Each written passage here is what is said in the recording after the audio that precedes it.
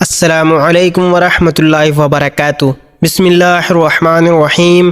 شروع کرتا ہوں اللہ کے نام سے جو بڑا مہربان اور نہایت رحم کرنے والا ہے۔ نمبر 1، حضرت عمر رضی اللہ عنہ کا اسلام لانا۔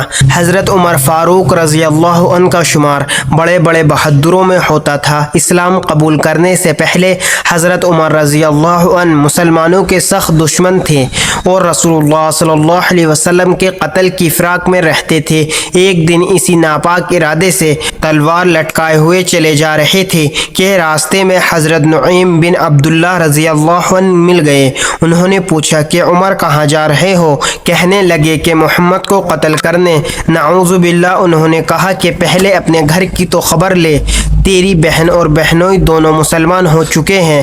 یہ سننا تھا کہ حضرت عمر رضی اللہ عنہ غصے سے بھر گئے اور سیدھے بہن کے گھر گئے اور دونوں کو خوب مارا، یہاں تک کہ بہن خون سے لہو لہان ہو گئی۔ اس مار پیٹ کے بعد جب حضرت عمر رضی اللہ عنہ کا غصہ کچھ ٹھنڈا ہوا تو انہوں نے کہا کہ مجھے وہ صحیفہ دکھاؤ جو تم لوگ پڑھ رہے تھے۔ بہن نے کہا کہ تم ناپاک ہو، غسل کیے بغیر اس کو ہاتھ نہیں لگا سکتے، لہٰذا انہوں نے غسل کیا اور بہن سے قرآن لے کر پڑھنا شروع کیا۔